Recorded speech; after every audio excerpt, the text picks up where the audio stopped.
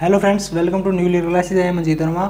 तो आज हम नेक्स्ट चैप्टर पढ़ेंगे केमिस्ट्री का, जिसका नाम है केमिकल रिएक्शन एंड इक्वेशन। ठीक है, तो सबसे पहले हम बात कर लेते हैं केमिकल रिएक्शन होती क्या है।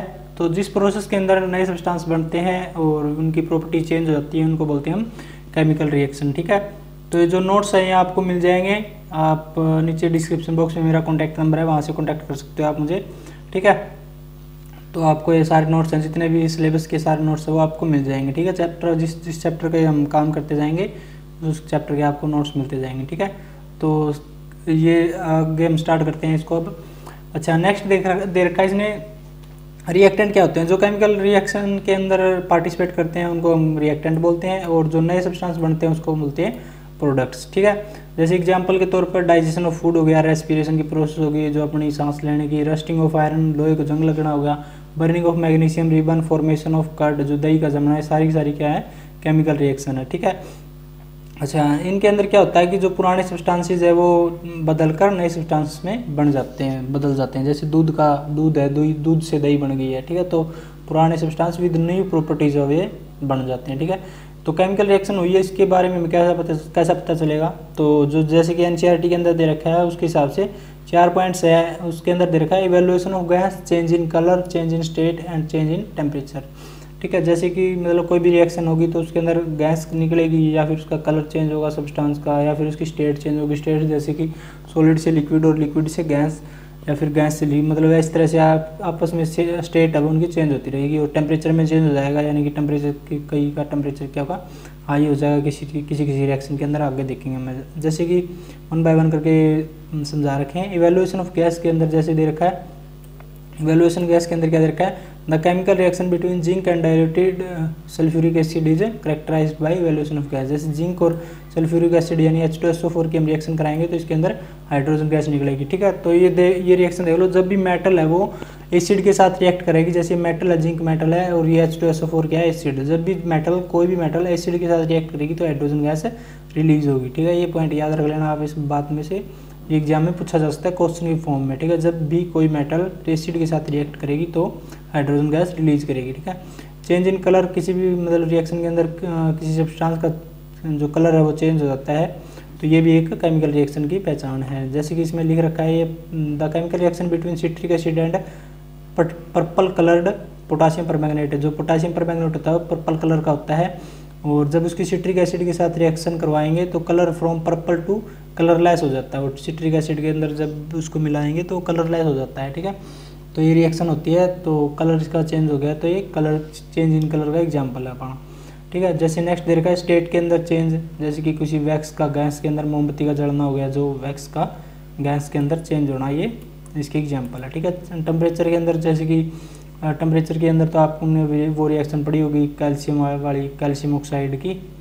जब उसके अंदर वाटर ऐड करते हैं तो कैल्शियम हाइड्रोक्साइड, और बहुत ज़्यादा टेम्परेचर इंक्रीज हो जाता है। ठीक है, जैसे इसमें दे रखा है the chemical reaction between quicklime यानी कि calcium oxide in water to form slaked lime is characterised by change in temperature. ठीक है, तो उसका टेम्परेचर बहुत ज़्यादा हाई हो जाता है। देखा होगा आपने, जब घरों में हम जो सफ़ेदी करते हैं तो एक बड़ा हरा मटका होता है, उसके अंदर उसको बेचते हैं, तो बाहर उबले हुए आपको देखो मटके के बाहर को आपको मिलेगी, तो क्या होती है, टेम्परेचर उसका हाई हो जाता है, इस वजह से वो उबल के बाहर लग जाती है मटके के बाहर। ठीक है, अच्छा, नेक्स्ट देखो, अब हम देखते हैं फॉर्मेशन ऑफ प्रेसिपिटेट। ये भी एक एग्जांपल है, एनसीईआरटी के अंदर नहीं दे रखा है, लेकिन प्रेसिपिटेट बनना भी एक केमिकल रिएक्शन का को शो करता है कि केमिकल रिएक्शन हुई है। ठीक है, जैसे एक इम्पोर्टेंट पॉइंट दे रखा है, एक बेरियम क्लोराइड की और H2SO4 की रिएक्शन करवाएंगे अब हम, तो क्या बनाएंगे, बेरियम सल्फेट और HCl। ठीक है, जो बेरियम सल्फेट है क्या है, प्रेसिपिटेट है, PPT यानी कि प्रेसिपिटेट क्या होता है, प्रेसिपिटेट होता है सॉलिड फॉर्म्ड फ्रॉम लिक्विड। ठीक है, मतलब लिक्विड से सॉलिड में कन्वर्ट होता है, जो उसको बोलते हैं प्रेसिपिटेट। ठीक है, जो मतलब इसमें नोट में दे रखा है, कुछ रिएक्शन है वो एक से ज़्यादा करैक्टर भी शो करती हैं। ठीक है, अच्छा, अब नेक्स्ट देखते हैं वो हम केमिकल रिएक्शन को बैलेंस कैसे करते हैं, मतलब रिप्रेजेंट कैसे करते हैं केमिकल रिएक्शन को। जैसे कि हमारे पास जितने भी एलिमेंट हैं उनको हम लिखते हैं जिंक, सल्फ्यूरिक एसिड, अच्छा जिंक सल्फेट, हाइड्रोजन। तो ये मतलब कि बड़ी हो जाएगी और बड़ी बड़ी रिएक्शंस को सोल्व करने में इनके अंदर प्रॉब्लम आएंगी। ठीक है, तो इनको हम जो उनके फॉर्मूले हैं केमिकल सिंबल है उनके द्वारा रिप्रेजेंट करेंगे। जैसे जिंक को हम सीधा लिखेंगे Zn और H2 सल्फ्यूरिक एसिड को लिखेंगे H2SO4, इसी तरह जिंक सल्फेट एंड H2, ठीक है। LHS हो गया RHS, रिएक्टेंट एंड प्रोडक्ट, ठीक है। इसके बाद हम बात करेंगे केमिकल इक्वेशन की। केमिकल इक्वेशन को कैसे रिप्रेजेंट करते हैं, तो इसी तरह से केमिकल इक्वेशन को भी रिप्रेजेंट करते हैं। जैसे मैग्नीशियम लिख दिया और ऑक्सीजन की जगह सीधा लिख दिया O2, ठीक है। तो इस तरह से हम इसको रिप्रेजेंट करते हैं वो अच्छा, ठीक है। तो नेक्स्ट देखते हैं हम इनके साथ में हम ये भी लगाते हैं, जैसे कोई गैस है या फिर सॉलिड है, लिक्विड है, उस तरह से इनके सिंबल भी लगाते हैं। आगे बताएंगे हम आपको इसके बारे में, ठीक है। नेक्स्ट दे रखा है chemical equation can be divided into 2 types. Chemical equation है वो 2 टाइप की होती है, एक बैलेंस इक्वेशन होती है, एक अनबैलेंस, ठीक है। अनबैलेंस रिएक्शन इक्वेशन होती है और एक बैलेंस्ड, ठीक है। बैलेंस्ड वो होती है जिसके अंदर जो मतलब जितने भी रिएक्टेंट है, प्रोडक्ट है, वो सारे इक्वल होते हैं दोनों साइड, और जो अनबैलेंस्ड होती है उसके अंदर दोनों के दोनों इक्वल नहीं होते हैं, ठीक है। तो जैसे एग्जांपल के तौर पर बैलेंस्ड रिएक्शन दिखा रखी है, ये जिंक की सल्फ्यूरिक एसिड के साथ रिएक्शन करवा रखी है और ये बना रखा है zinc sulphate and hydrogen gas, ठीक है। ये एक लॉ है, law of conservation of mass. इसके अंदर क्या आता है कि law of conservation of mass क्या कहता है कि जो मतलब सब्सटेंस मास है वो ना तो बना सकते हैं उसको और ना ही खत्म कर सकते हैं, लेकिन एक फॉर्म से दूसरे फॉर्म में चेंज कर सकते हैं, ठीक है। जैसे जिंक है तो इस जिंक को हम खत्म नहीं कर सकते, जैसे इसके अंदर H2SO4 है तो इसके अंदर ना तो हम हाइड्रोजन को खत्म कर सकते हैं ना ही ऑक्सीजन को, ये कहीं नहीं जाएगी, लेकिन एक फॉर्म से दूसरी फॉर्म में चेंज हो जाएगी। इसको बोलते हैं हम law of conservation of mass, ठीक है। यानी कि जो एलिमेंट राइट साइड में है वही एलिमेंट लेफ्ट साइड में भी बनेंगे, ठीक है। वो वैसे के वैसे रहेंगे लेकिन उनकी फॉर्म चेंज हो जाएगी, ठीक है। इसको बोलते हैं law of conservation of mass. ये याद रख लेना, law of conservation of mass क्या कहता है, मास can neither be created nor be destroyed in chemical reaction. Chemical reaction के अंदर ना तो मास को बनाया जा सकता है और ना ही खत्म किया जा सकता है, ठीक है। To obey this law total mass of element in reactant is equal to product के अंदर जितना, जो रिएक्टेंट के अंदर जितना मास है वो प्रोडक्ट के अंदर भी उतना ही होना चाहिए। इस तरह इस लॉ के आधार पे हम इसको केमिकल रिएक्शन को बैलेंस भी करते हैं, ठीक है। आगे अनबैलेंस्ड रिएक्शन वो होती है जिसको हमने डायरेक्टली सिंपली फॉर्म में लिख रखा होता है और रिएक्टेंट और प्रोडक्ट वो इक्वल नहीं होते हैं, ठीक है। तो हम बात करते हैं कि केमिकल रिएक्शन को बैलेंस कैसे करते हैं। तो केमिकल रिएक्शन को बैलेंस कैसे करते हैं, law of conservation of mass मैंने बताया था अभी भी आपको कि इसी रूल के आधार पर हमें केमिकल रिएक्शन बैलेंस करनी होती है। Mass matter can neither be created not destroyed in a chemical reaction, ठीक है। तो जो मतलब कि रिएक्टेंट के अंदर जितने भी नंबर ऑफ एलिमेंट होंगे वो प्रोडक्ट के अंदर भी होंगे, ठीक है। तो इसको बैलेंस करने के तरीके हैं, किस तरह से हम इनको बैलेंस करेंगे।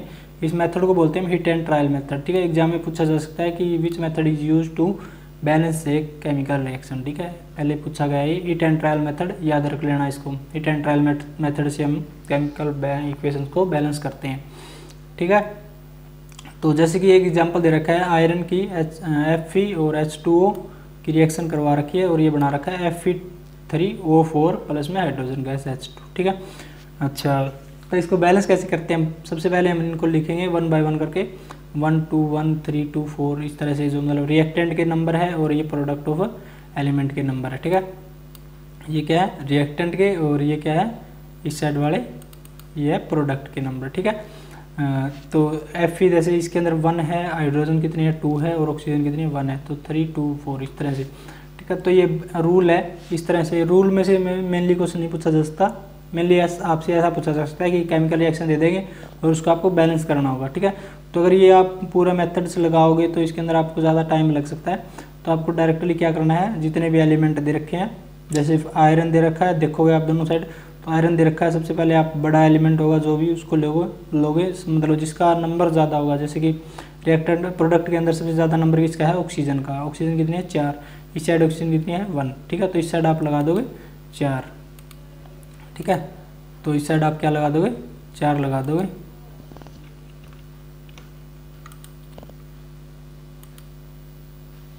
इस साइड क्या लगा दोगे आप 4 लगा दोगे।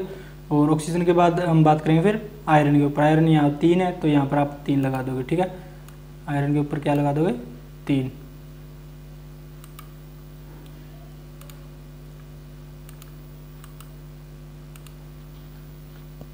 ठीक है। आयरन के ऊपर 3 लगा दोगे। उसके बाद क्या करोगे आप हाइड्रोजन को बैलेंस करोगे। हाइड्रोजन कितनी है, इस साइड कितनी है 2 है, इस साइड कितनी हो जाएगी ये यहाँ पर 4 लगने के बाद कितनी हो जाएगी, ये हो जाएगी 8। ठीक है, तो इस साइड भी आप 4 लगा दोगे। ठीक है, तो इस तरह से आपकी केमिकल रिएक्शन है ये बैलेंस हो जाएगी लास्ट में आकर। ठीक है, इसके बाद आप इसके अंदर सॉलिड लिक्विड गैस जितनी भी है वो प्रॉपर्टीज लगा सकते हो। ठीक है, अच्छा तो आप इसको पढ़ लेना एक बार, नोट्स को सारे मेथड्स हैं वो भी पढ़ लेना, आपको अच्छे से समझ में आ जाएगा। ठीक है, और आप पुरानी वीडियो है उनको भी देख सकते हो। और क्या करना है आपको, ये वीडियो देखने के बाद कंप्लीट होने के बाद इसको आपको नेक्स्ट डे जो पिछले ईयर की है वो 50 इंपॉर्टेंट क्वेश्चंस की इसकी वीडियो बना रखी है, वो आपको जाके देखनी है। उसके अंदर मेनली जितने भी इंपॉर्टेंट पॉइंट्स है, जिस टाइप के क्वेश्चन आपसे पूछे जा सकते हैं, वो सारे के सारे उसके अंदर करवाए हुए हैं। ठीक है, तो आप एक बार जाके उसको ज़रूर देखना, और एग्जाम में उसमें से बहुत ज़्यादा क्वेश्चन पूछने के चांसेस है। ठीक है, लिंक मैं वीडियो के डिस्क्रिप्शन में भी डाल दूंगा। ठीक है, नेक्स्ट देखते हैं हम टाइप ऑफ केमिकल रिएक्शन, जो केमिकल रिएक्शंस की टाइप किस टाइप के होते हैं केमिकल रिएक्शन। ठीक है, इसमें से भी क्वेश्चन पूछा जा सकता है एग्जाम के अंदर। तो सबसे पहले दे रखा है कम्बिनेशन रिएक्शन। कम्बिनेशन रिएक्शन यानी कि जैसे इसके नाम से पता चल रहा है, यानी कंबाइन हो रही है रिएक्शन के अंदर प्रोडक्ट, जो रिएक्टेंट है वो क्या करेंगे, रिएक्टेंट है वो कंबाइन होकर एक सिंगल प्रोडक्ट बनाएंगे। ठीक है, यानी 2 या 2 से ज़्यादा रिएक्टेंट मिलकर एक सिंगल प्रोडक्ट बनाएंगे, उसको बोलेंगे हम कम्बिनेशन रिएक्शन, यानी कि संयोजन अभिक्रिया हिंदी में बोलते हैं इसको, संयोजन अभिक्रिया। जैसे बर्निंग ऑफ कोल, कार्बन के ऑक्सीजन के साथ रिएक्शन करवाई और कार्बन डाइऑक्साइड बन गई। जैसे वाटर की फॉर्मेशन H2 और O2 की रिएक्शन करवाई, H2O बन गया। क्विकलाइम के जो इक्वेशन है ये है वो एक्सोथर्मिक रिएक्शन भी है ये। ठीक है, याद रख लेना। इसके अंदर जो हीट है वो ज़्यादा हीट प्रोड्यूस होती है, इसके अंदर लिखा नहीं है शायद, तो हीट प्रोड्यूस होती है इसके अंदर कैल्शियम ऑक्साइड और हाइड्रोजन की वाटर की रिएक्शन करवाएंगे तो। ठीक है, क्विकलाइम बोलते हैं कैल्शियम ऑक्साइड को, और सेलेक्ट लाइम किसको बोलते हैं, कैल्शियम हाइड्रोक्साइड को। एग्जाम में पूछे जा सकते हैं क्वेश्चन, डायरेक्टली ऐसे पूछा जा सकता है कि क्विकलाइम की और वाटर की रिएक्शन करवाओ, तो आपको पता होना चाहिए क्विकलाइम किसको बोलते हैं, सेलेक्ट लाइम किसको बोलते हैं। ठीक है, तो नेक्स्ट रिएक्शन देखते हैं अब हम। नेक्स्ट में दे रखा है डिकम्पोजिशन रिएक्शन। ठीक है, डिकम्पोजिशन रिएक्शन इसका नाम से पता चल रहा है जैसे कि मतलब कि डिकम्पोज होना यानी कि टूटना, यानी कि एक सिंगल प्रोडक्ट टूट के 2 या 2 से अधिक रिएक्टेंट प्रोड्यूस करेगा, उसको बोलते हैं हम डिकम्पोजिशन रिएक्शन। जैसे ए है, ये टूट के क्या बना रहा है, बी और सी बना रहा है। जैसे कि फर्स्ट में दे रखा है थर्मल डिकम्पोजिशन, यानी कि थर्मल यानी हीट से जो टूटते हैं, थर्मल डिकम्पोजिशन रिएक्शन होती है उसके अंदर। ठीक है, इसके अंदर क्या है, जैसे कि एग्जाम्पल में दे रखा है कैल्शियम कार्बोनेट है ये। ठीक है,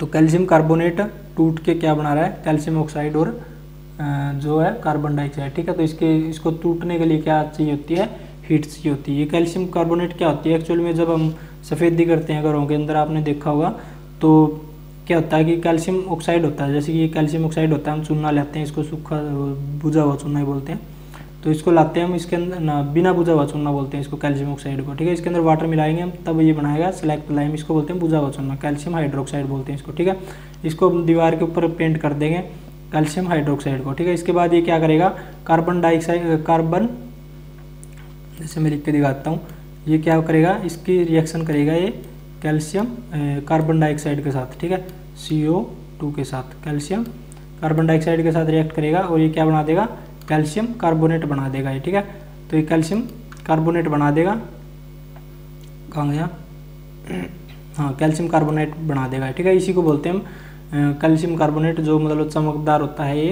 इसके कारण जो दीवार है वो चमकने लग जाती है। ठीक है, तो ये हो गया कैल्शियम कार्बोनेट। अगर इसके ऊपर फिर हीट पड़ेगी, मतलब जैसे सनलाइट पड़ेगी, तो वापसी की इसमें कन्वर्ट हो जाएगा कैल्शियम ऑक्साइड में और कार्बन डाइऑक्साइड में। कार्बन डाइऑक्साइड रिलीज हो जाएगी और कैल्शियम कार्बोनेट यानी कि पपड़ी सी बन के उसकी दीवार की जड़नी शुरू हो जाएगी। ठीक है, तो जो कैल्शियम कार्बोनेट है इसका फॉर्मूला याद रख लेना आप। इसको क्या किस किस चीज़ जगह यूज़ होता है, एग सेल भी बोलते हैं इसके फॉर्मूले को, जो मतलब अंडा होता है उसकी सेल के अंदर पाया जाता है कैल्शियम कार्बोनेट। ठीक है, एग सेल भी बोलते हैं। और संगमरमर का फॉर्मूला भी यही होता है, संगमरमर। ठीक है, जो अपना ताजमहल है उसके अंदर यूज़ किया गया है कैल्शियम कार्बोनेट यानी संगमरमर। ठीक है, संगमरमर का और जो एग की सेल है उसका फॉर्मूला क्या होता है, कैल्शियम कार्बोनेट, CaCO3। याद रख लेना, एग्जाम में पूछा जा सकता है।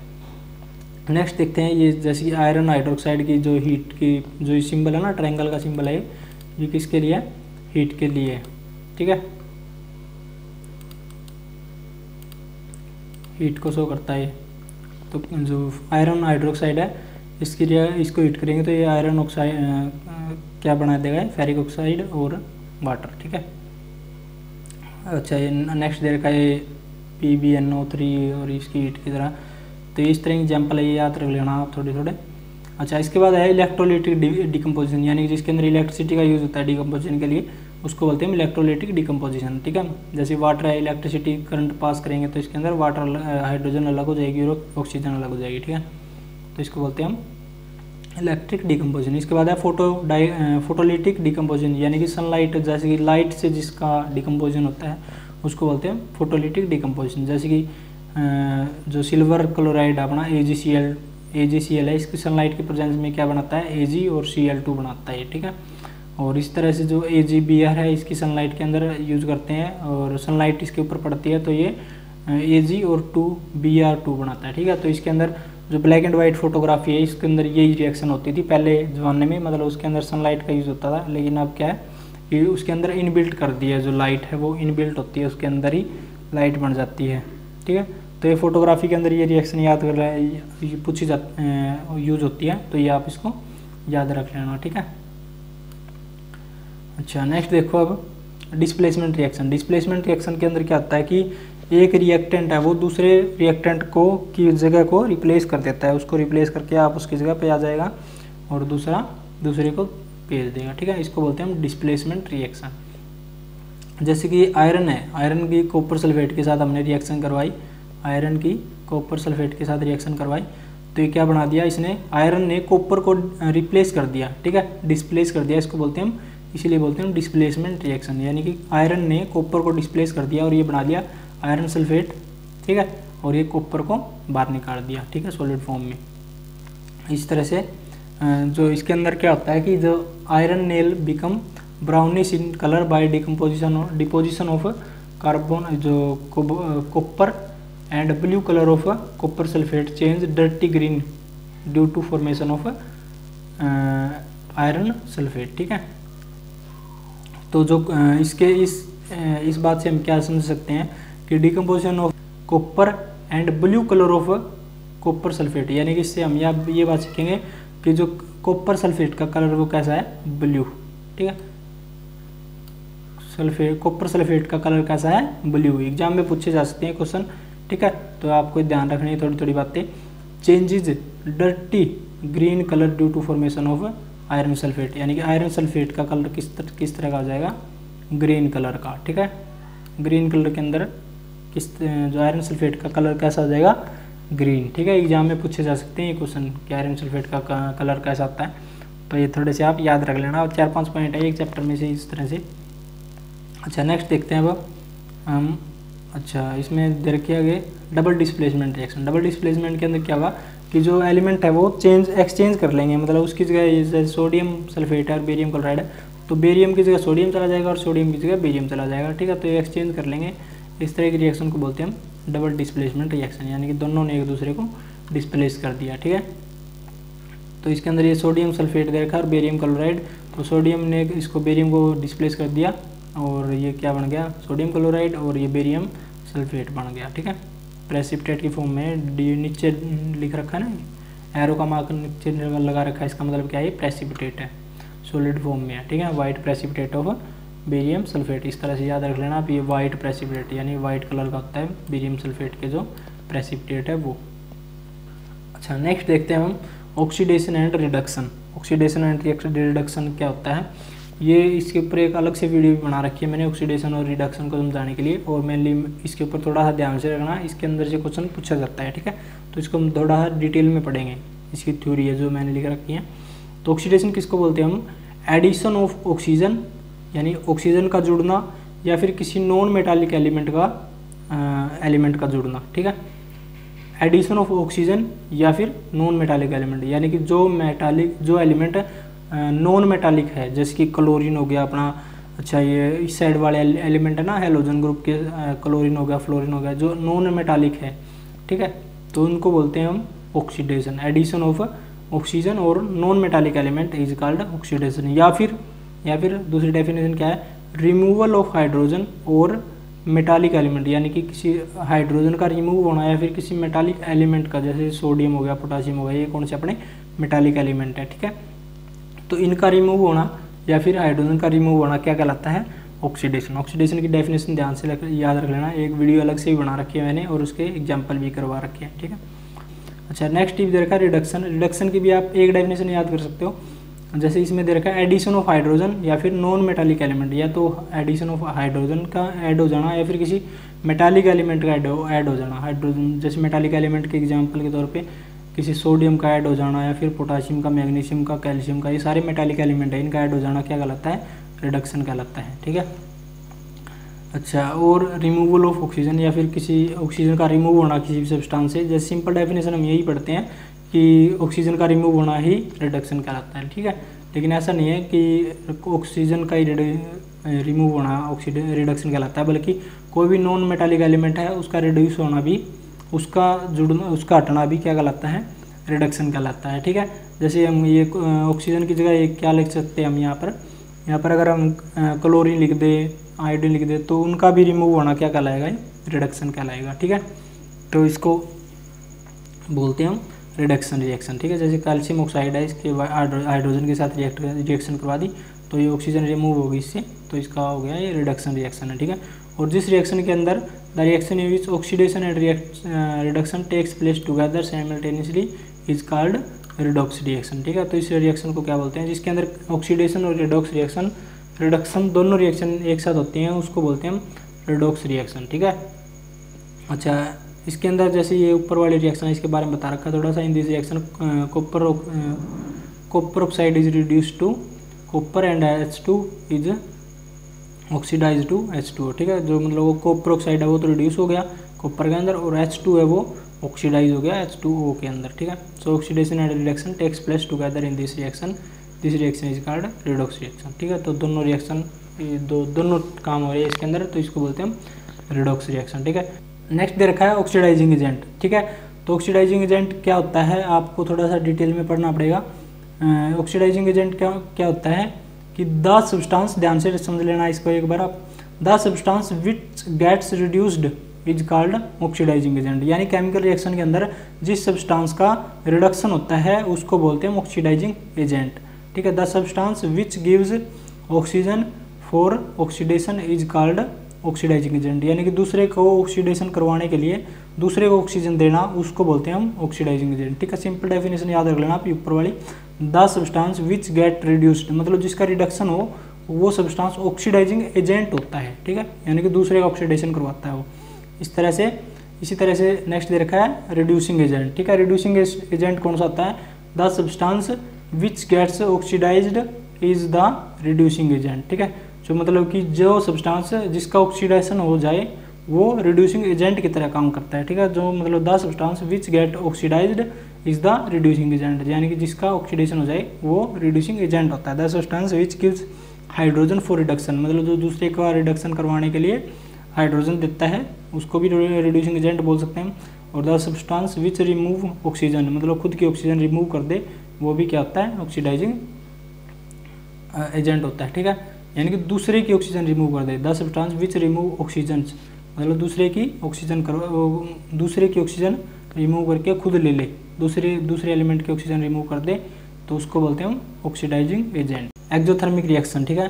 तो एक्सोथर्मिक रिएक्शन किसको बोलते हैं? Reaction in which heat is released, मतलब जिसके अंदर हीट रिलीज होती है उसको बोलते हैं एक्सोथर्मिक रिएक्शन। जो हमने पीछे कर रही थी कैल्शियम ऑक्साइड की रिएक्शन कर रही थी, वो क्या थी? एक्सोथर्मिक रिएक्शन थी, ठीक है। तो इसी तरह से अलग अलग रिएक्शन दे रखे हैं। बर्निंग ऑफ नेचुरल गैस का याद रख लेना। नेचुरल गैस किसको बोलते हैं? मीथेन को। एग्जाम में पूछा जा सकता है मीथेन को क्या बोलते हैं? नेचुरल गैस, ठीक है। इसकी ऑक्सीजन के साथ मतलब बर्निंग करवा दी इसकी, तो कार्बन डाइऑक्साइड और वाटर और हीट निकलेगी, ठीक है। एग्जाम में पूछा जा सकता है, ये क्वेश्चन ईजी है, ठीक है। नेक्स्ट में दे रखा है रेस्पिरेशन इज आल्सो एक एक्सोथर्मिक रिएक्शन, ठीक है। रेस्पिरेशन भी एक एक्सोथर्मिक रिएक्शन है, इसको भी आप याद रख लेना। जैसे ग्लूकोज को बर्न किया ऑक्सीजन की प्रेजेंस में, और ये कार्बन डाइऑक्साइड और वाटर और एनर्जी निकलेगी, इसमें से हीट निकलेगी, यानी कि, ठीक है। तो इसको बोलते हैं एक्सोथर्मिक रिएक्शन।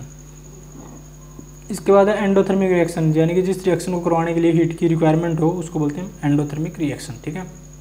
जैसे कैल्शियम कार्बोनेट है, इसकी हमने हीट के साथ रिएक्शन करवाई, तो ये क्या बना दिया इसने?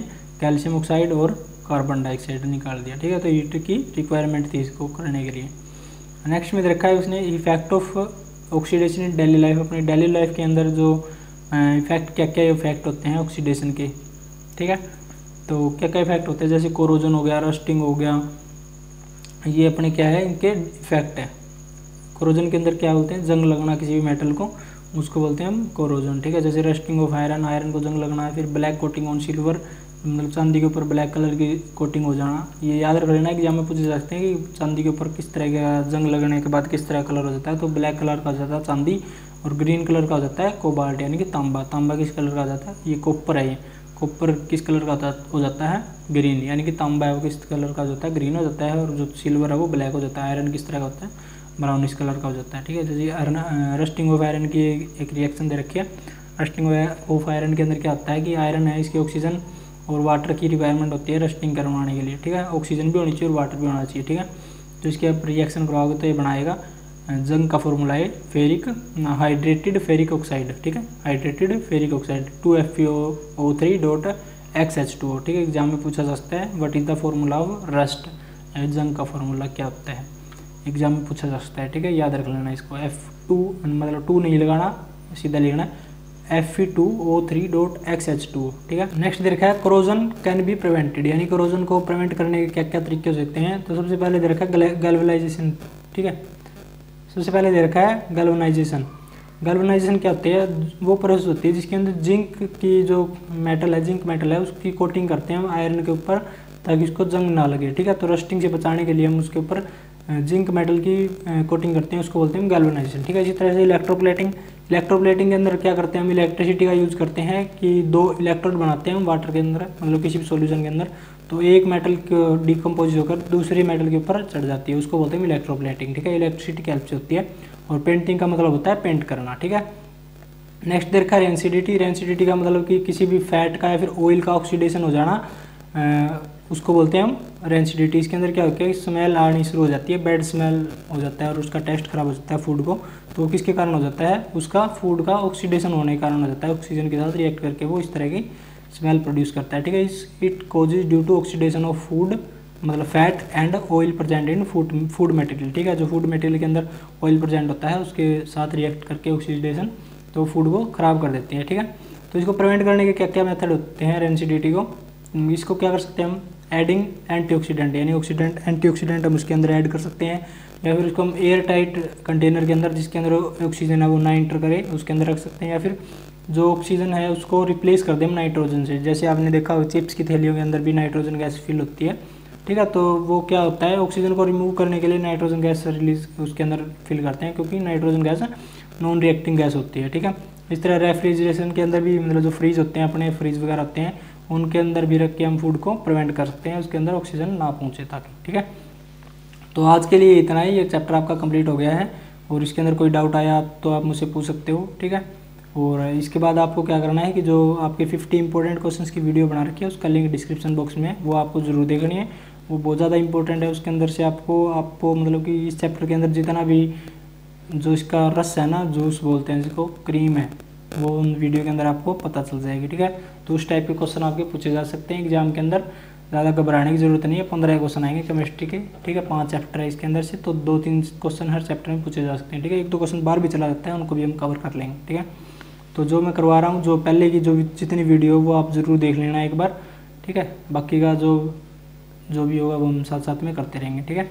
तो आज के लिए इतना ही, मिलते हैं नेक्स्ट वीडियो के अंदर। तब तक के लिए best of luck, thank you.